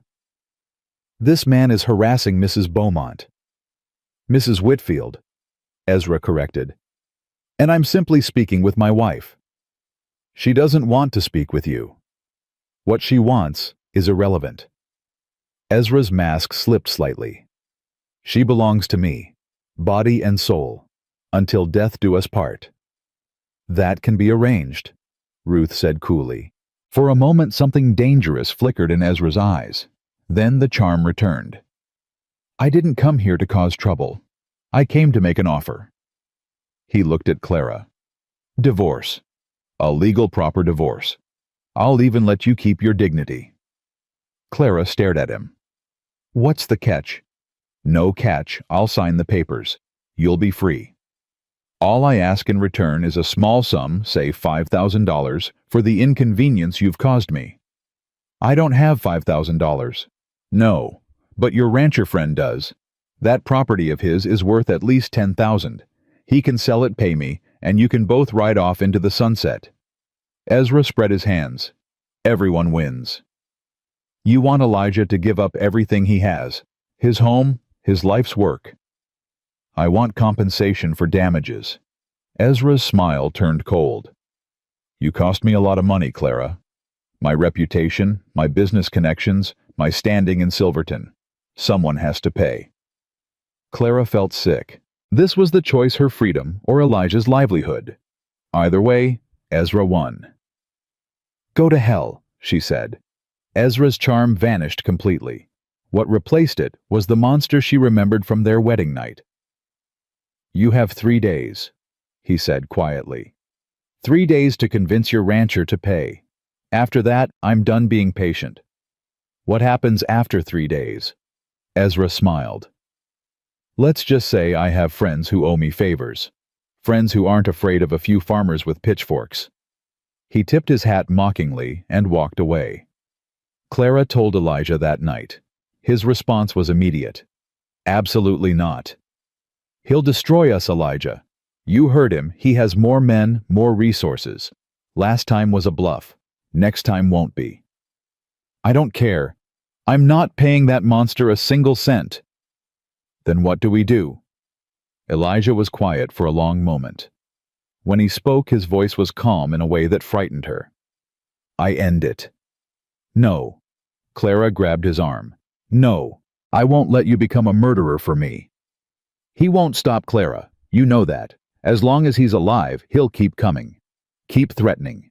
Keep trying to destroy everything we have. Then we find another way. What other way? The law doesn't care. The court system is broken.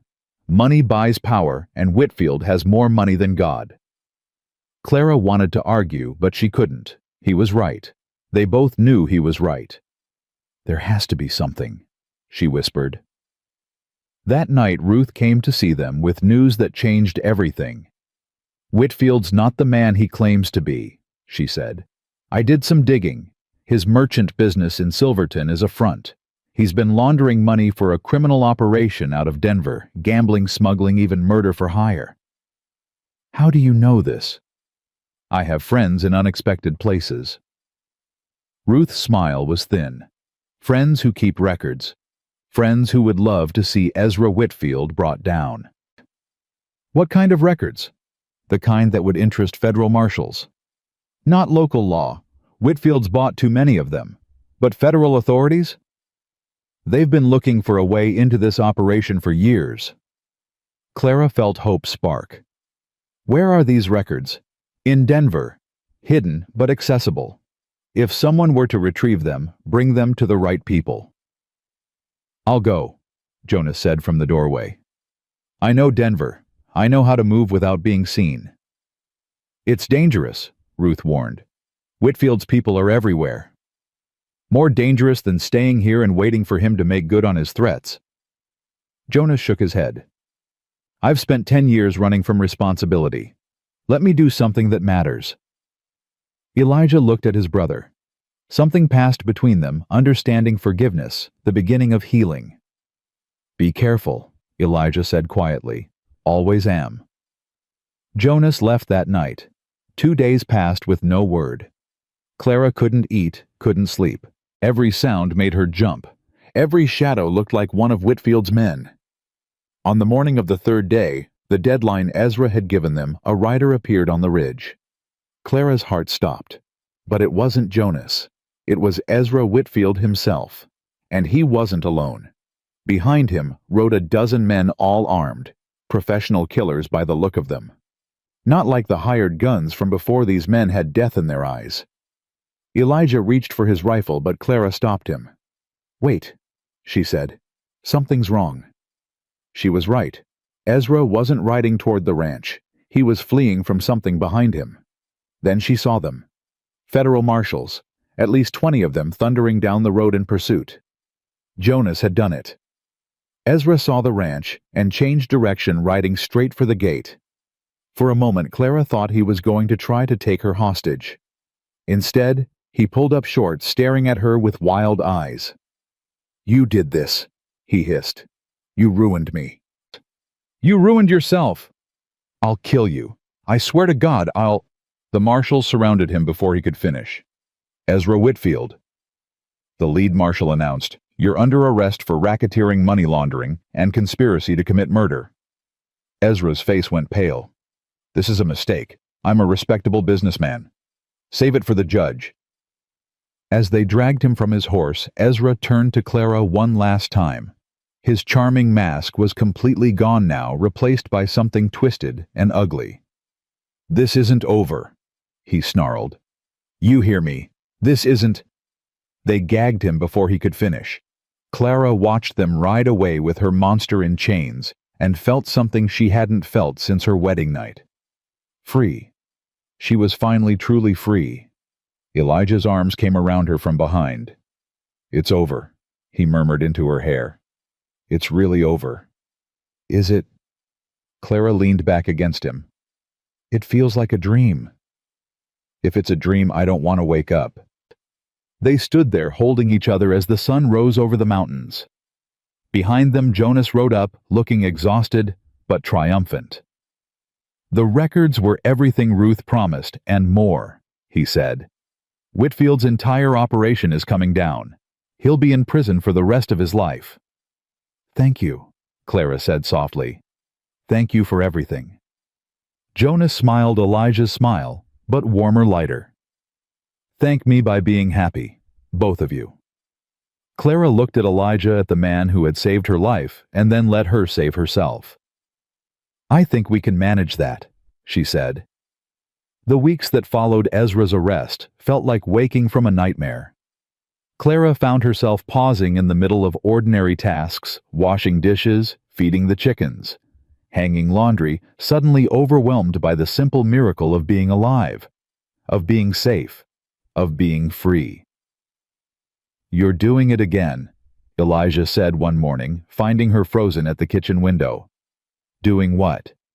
That look, like you're waiting for something bad to happen. Clara turned to face him. Old habits.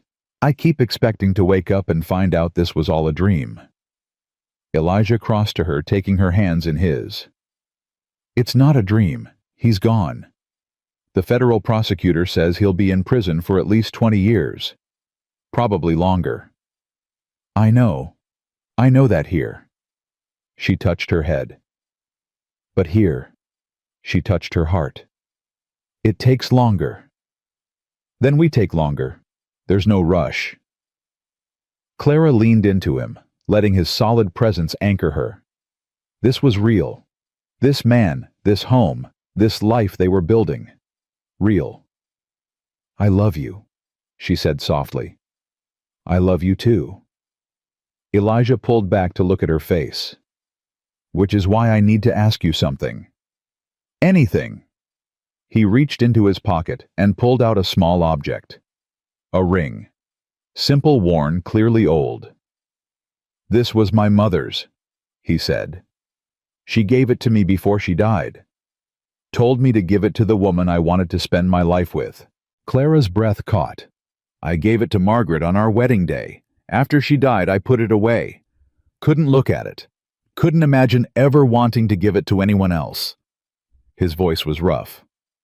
But I want to give it to you, Clara. If you'll have it. If you'll have me. Elijah? I know it's soon. I know you've been through hell. I know you might not be ready. But I wanted you to know that I'm ready. Whenever you are. Tomorrow, or next year, or 10 years from now. I'll wait. Clara looked at the ring in his calloused palm. Such a small thing to carry so much weight. Ask me, she whispered. What? Ask me properly. Elijah's eyes widened. Then slowly he lowered himself to one knee. Clara Beaumont, will you marry me? Yes. The word came out before she could second-guess herself. Yes, I'll marry you. He slid the ring onto her finger. It fit perfectly, as if it had been waiting for her all along. Then he was on his feet, pulling her into his arms, kissing her with a joy she'd never seen in him before. I thought you'd want to wait, he said against her lips. I've waited my whole life for someone like you. I'm done waiting. They were married 2 weeks later. It wasn't a fancy wedding, just a simple ceremony in the Silver Creek Church with Ruth and Samuel Harper as witnesses, Jonas standing beside his brother, and half the town crammed into the pews. Clara wore a blue dress, not white, never white again, and carried wildflowers that Ruth had somehow found despite the winter cold. When Reverend Thomas asked if anyone objected to the union, the silence was the sweetest sound Clara had ever heard. I now pronounce you husband and wife, Reverend Thomas said. You may kiss your bride. Elijah kissed her, and the church erupted in cheers. Afterward, there was a reception at the Blackwood General Store, food and music, and more warmth than Clara had felt in years. People she barely knew came up to congratulate her, to welcome her to the community, to tell her how glad they were that she'd stayed. You're one of us now, Martha Blackwood said, embracing her. For better or worse. Mostly better, I hope. In Silver Creek, mostly better. With some interesting thrown in. Clara laughed a real laugh, free and easy, and realized she couldn't remember the last time she'd felt this light. That night in the bedroom they now shared, Elijah held her close. "Any regrets, Mrs. Stone?" "None." Clara traced the lines of his face. "You. Only that I didn't meet you sooner. If you'd met me sooner, I wouldn't have been ready. I had to go through everything I went through to become the person who could love you properly." "That's a hell of a philosophy." "It's the truth." Clara kissed him softly. "Everything led here. To this moment. To us." They made love for the first time that night, slowly, carefully, with Elijah checking constantly that she was all right, that he wasn't triggering any memories she didn't want. It wasn't perfect.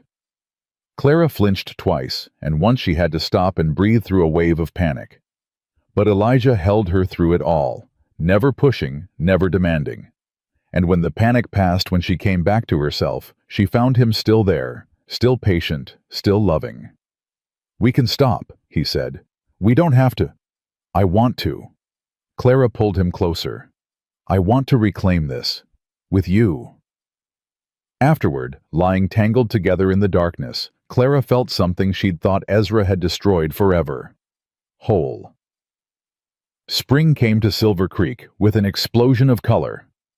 Clara's garden bloomed flowers and vegetables, pushing up through soil that had been barren when she arrived.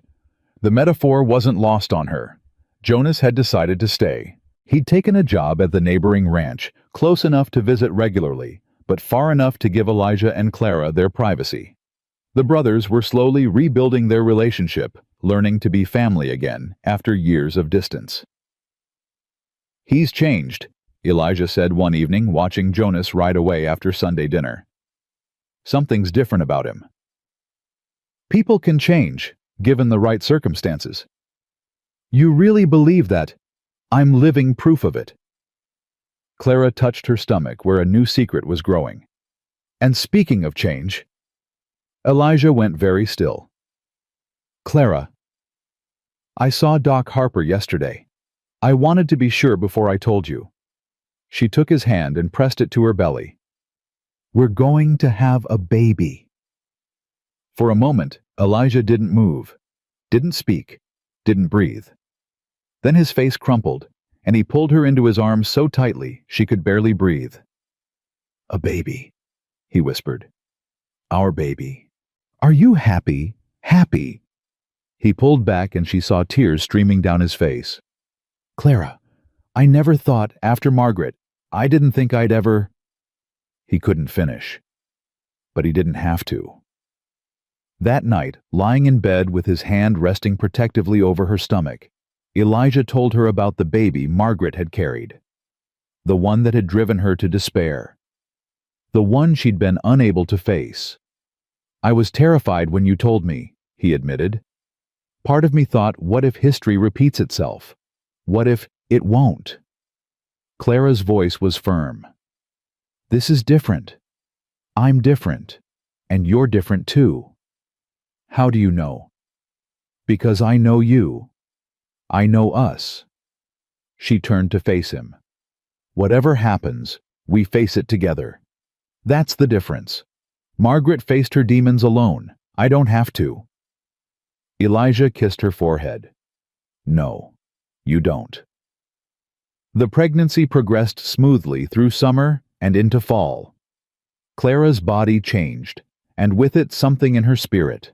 The hypervigilance that had defined her since escaping Ezra began to fade. She slept through the night more often than not. She laughed easily, freely, without checking first to see if it was safe. "You're glowing," Ruth observed one afternoon, finding Clara working in the garden.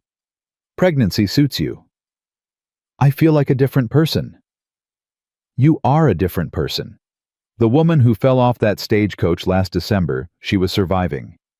You're living." Clara looked down at her dirt-covered hands, her swollen belly, the ring on her finger that had once belonged to a mother she'd never met. "I never thought I'd have this," she said quietly. A home, a family, a future. You earned it, every bit of it. Did I? Sometimes. I feel like I just got lucky. Luck had nothing to do with it. Ruth's voice was firm. You made choices. Hard choices. You chose to survive Ezra. You chose to accept Elijah's help. You chose to stand and fight when running would have been easier. Every step of the way you chose life. Clara felt tears prick her eyes. When you put it that way, I put it the way it is. Ruth squeezed her hand. Now come inside. I have something for you. The something was a package wrapped in brown paper. Inside was a beautiful quilt, handmade, intricate, clearly the work of many hands. The women of Silver Creek made it, Ruth explained. For the baby, every woman in town contributed a square. Clara ran her fingers over the fabric, recognizing patterns from the general store, the doctor's office, the church, an entire community stitched together. I don't know what to say. Say you'll raise that baby to know it's loved. By you, by Elijah, by all of us. I will. Clara's voice broke. I promise I will. October brought a visitor no one expected. Clara was alone at the house when the rider appeared. Elijah was in town, Jonas working the north pasture. Scouts barking alerted her, and she grabbed the shotgun from its place by the door before stepping onto the porch. The rider was a woman. Well-dressed, elegant, with silver-streaked dark hair and an air of command that spoke of wealth and power. Mrs. Stone. The woman's voice was cool, controlled. Who's asking? My name is Victoria Whitfield. I'm Ezra's mother. Clara's blood turned to ice. Get off my property! Please, I only want to talk. There's nothing to talk about. Your son tried to destroy me. He's in prison where he belongs. I know. Victoria dismounted slowly, hands visible. I'm not here to defend him. I'm here to apologize. Clara didn't lower the shotgun. Apologize? I knew what Ezra was. I've known for years. I chose to look the other way because he was my son, because admitting the truth would have destroyed my standing in society. Victoria's composure cracked slightly. I was a coward, and because of my cowardice, women like you suffered. Why are you telling me this? Because Ezra died last week. The words hit Clara like a physical blow. What? Prison. Another inmate. The details don't matter. Victoria's voice was hollow. What matters is that before he died, he wrote me a letter. He blamed everyone but himself, you, the marshals, his associates who betrayed him. But in the middle of all that self-pity, he said something that made me realize I had to come here. What did he say? He said you were the only one who ever fought back, the only one who made him afraid. Victoria met Clara's eyes. I needed to see the woman who finally stopped him. Clara slowly lowered the shotgun. I didn't stop him. I survived him. There's a difference. Is there? Victoria shook her head. You lived. You built a new life. You found love and happiness despite everything he did to you. That's not just surviving, that's winning. Clara thought about the past year, the terror and the triumph, the nights of nightmares and the mornings of hope, the man sleeping beside her and the baby growing inside her. I suppose it is, she said quietly. Victoria reached into her bag and pulled out an envelope. This is for you. Consider it. She hesitated. Reparations, for what my son did. Clara didn't touch it. I don't want Whitfield money. It's not Whitfield money. It's mine. From my inheritance before Ezra's father. Victoria set the envelope on the porch railing. Use it, donate it, burn it. I don't care. But I needed to do something. I needed to make some gesture, however inadequate, toward making amends. She turned to leave. Mrs. Whitfield. Victoria paused. I forgive you. The words surprised Clara even as she said them. Not for Ezra, what he did is unforgivable, but for your part in it. For your blindness. I forgive you. Victoria's shoulders shook. For a moment, Clara thought she might break down completely. But she simply nodded once and mounted her horse. "Thank you," she said softly. "I don't deserve it, but thank you." She rode away, leaving Clara alone with an envelope she didn't want, and the knowledge that Ezra Whitfield was truly finally gone. She burned the envelope that night unopened. Elijah watched without comment. "You could have kept it," he said. "Used it for the baby. I don't want his family's money touching our child. Not ever." Elijah nodded slowly. "Victoria Whitfield came all this way to give you something you didn't want. What do you think she really wanted? Absolution." Clara watched the flames consume the envelope. The same thing we all want when we've done wrong. Did she get it? Clara thought about the broken woman on her porch, the weight of knowing what your child had become. "I hope so," she said. "I really do." The baby came on a cold November night. Clara had been having pains all day, but she'd dismissed them as the usual discomforts of late pregnancy. It wasn't until her water broke that she realized this was real. "Elijah!" She gripped the kitchen table as another contraction hit. "Elijah, it's time." He burst through the door wild-eyed. "Are you sure?" "I'm very sure." The next hours were a blur of pain and fear and determination. Doc Harper arrived calm and professional. Ruth was there holding Clara's hand, coaching her through the contractions.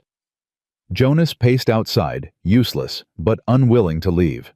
And Elijah stayed beside her through it all, letting her crush his hand during the worst of it, murmuring encouragement, never once looking away. "I can't," Clara gasped at one point. "I can't do this." "Yes, you can." Elijah's voice was fierce. "You survived Ezra Whitfield. You can survive anything." Something about that struck Clara as funny, and she laughed, a wild, breathless sound that turned into another scream as the next contraction hit. "Push!" Doc Harper commanded. "Push now!" Clara pushed, and pushed, and pushed. And then suddenly, a cry, high and thin and perfect. "It's a girl!" Doc Harper announced, placing the squalling infant on Clara's chest. A beautiful, healthy girl. Clara looked down at her daughter and felt her heart break open and remake itself around this tiny, miraculous creature. "Hello?" she whispered. "Hello, my love." Elijah leaned over them both, tears streaming down his face. "She's perfect," he said hoarsely. "She's absolutely perfect. She needs a name." They discussed names for months, going back and forth, never settling on anything. But now, looking at her daughter's face, Clara knew exactly what to call her. "Margaret," she said. "Margaret Rose Stone." Elijah's breath caught. "Clara, for your first wife, for the woman who loved you, and Rose for my mother." Clara looked up at him. "Is that all right?" Elijah couldn't speak. He just nodded, pulling them both close, crying openly now. "Margaret Rose Stone," Ruth repeated softly. "That's a name with weight." "Good weight," Clara said. "The weight of love." Little Margaret Maggie, they quickly started calling her, was everything Clara had never known she wanted. She was fussy at night and sunny during the day. She had Elijah's gray eyes and Clara's stubborn chin. She wrapped the entire town around her tiny finger within weeks of her birth. "She's spoiled rotten," Elijah complained one evening, watching Jonas bounce Maggie on his knee while making ridiculous faces. "She's loved," Clara corrected. "There's a difference." Christmas came with the first real snow of the season, the Stone family. Clara, Elijah, Maggie, and Jonas gathered around the fire, exchanging small gifts and smaller memories. Ruth and Samuel Harper joined them for dinner, along with Martha Blackwood and her husband. Clara looked around at the faces lit by firelight and felt gratitude so intense it was almost painful. 1 year ago, she'd been lying on frozen ground, broken and bleeding, certain she was going to die. Now she was here, alive, loved, free. "What are you thinking about?" Elijah asked quietly. "About how far we've come." Long way from that stagecoach. A lifetime. Clara shifted Maggie in her arms. Sometimes I still can't believe this is my life. Believe it. Elijah kissed her temple. You earned it. After everyone left and Maggie was sleeping in her cradle, Clara and Elijah sat together by the dying fire. I have something for you, Elijah said. A Christmas gift. You already gave me a gift. This is different. He reached under his chair and pulled out a leather journal. I found this in Margaret's things. The locked room. I finally opened it. Clara took the journal carefully. It was beautiful soft leather gilded pages. It's blank, Elijah explained. Margaret bought it just before she died. She never got to use it. Elijah, I want you to have it. Fill it with whatever you want. Thoughts, memories, stories. He covered her hands with his. Or write letters to Maggie. Tell her about this year, how you came to Silver Creek, how we found each other, how she was born. Give her something to read when she's older. When she needs to know that even the darkest times can lead to light. Clara clutched the journal to her chest. I love you, she said. I love you so much it scares me. Don't be scared. We've faced worse than love. Clara laughed through her tears. I suppose we have. That night, after Elijah fell asleep, Clara opened the journal to the first page and began to write. My dearest Maggie, you're sleeping in your cradle as I write this, barely 3 weeks old. Your father is beside me snoring softly. Don't tell him I told you that. And I'm sitting by the fire trying to find the words to tell you your story. Not just your story. Our story. The story of how your father and I found each other in the darkest moment of my life and built something beautiful from the ashes of everything we'd lost. It begins with a stagecoach and a ruined wedding dress and a woman who thought her life was over. Clara wrote until dawn, filling page after page with memories and hopes and love. She wrote about Ezra and the terror she'd survived, about Elijah and the peace he'd given her, about Silver Creek and the community that had claimed her as one of their own. And she wrote about Maggie, the miracle she hadn't known. She was waiting for the proof that even after everything, love could still create life. When she finally stopped, her hand cramping and her eyes burning, she'd filled nearly half the journal. Elijah stirred beside her.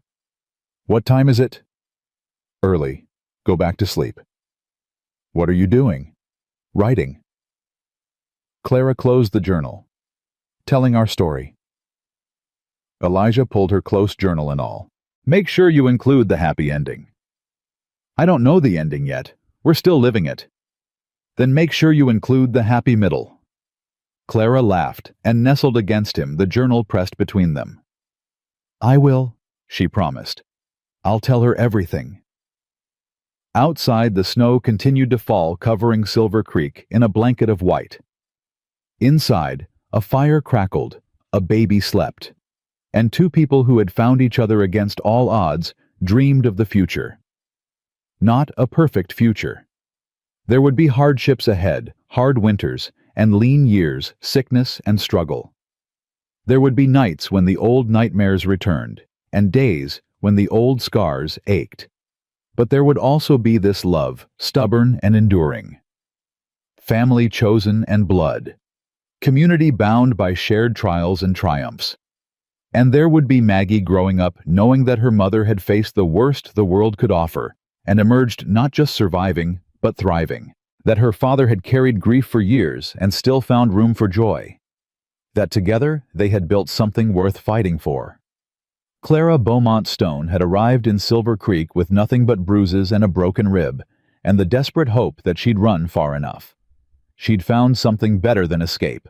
She'd found home. And home, she discovered, wasn't a place.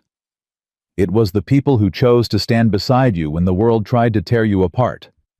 It was the man who offered dignity when others offered degradation. It was the community that closed ranks around you when you needed protection. It was the child sleeping peacefully, dreaming infant dreams, unaware of the battles fought to ensure her safety. Home was love, complicated and simple all at once. Clara had finally found it. She was never letting go.